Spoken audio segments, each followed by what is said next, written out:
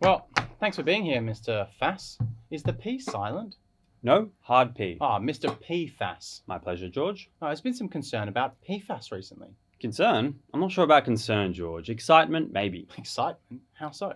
PFAS is amazing. It's heat resistant, water resistant, fat resistant, fabulously inert. It practically lasts forever. Well, yes, isn't that the problem?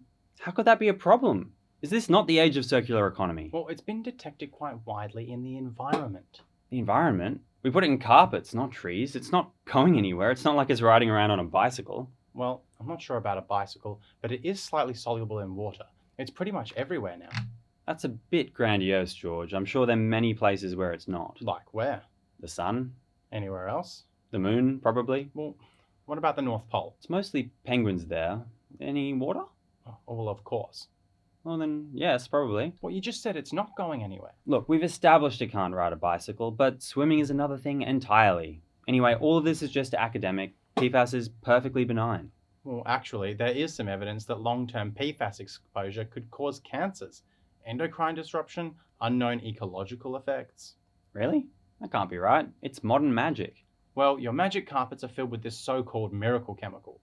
Well, I wouldn't call it a miracle chemical, George. That's a bit misleading. Well, you just called it a miracle chemical. Well, yes, of course, it seemed that way at the time when we were operating under the bicycle assumption. That's why we put it in carpets. Yeah, and popcorn and waterproofing and cookware, and now people want to know what to do about it. We only make the stuff. Why would we know what to do about it? Apparently it's in the environment somehow, despite not being able to ride a bicycle, and that's quite beyond our scope. What is bicycles? No, George, the environment. Well, it's a serious health and environmental issue. Hardly anything breaks it down. Oh, I think you're rather underselling the environment there, George. Look, PFAS persists for decades after entering the environment via pollution, runoff, our wastewater networks. That's great news. How is that great news? Well, it can't enter the environment if it's in our wastewater networks, can it? Treated effluent is discharged to the environment, and biosolids is applied to land, so yes, it very much can.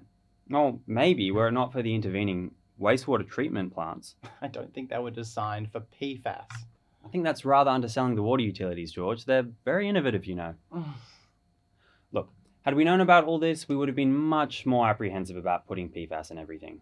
It's a bit late for that now. The regulator has got to act. Do they?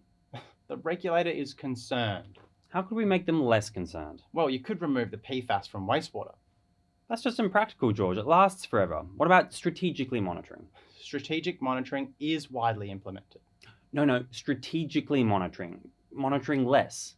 But that's how they know there's a problem. Exactly. Look, the utilities are suggesting controlling it at the source.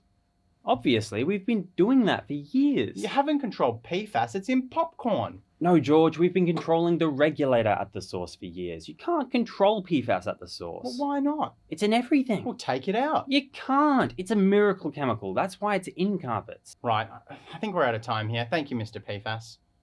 Finally, I thought it would never end. What, like PFAS? Exactly.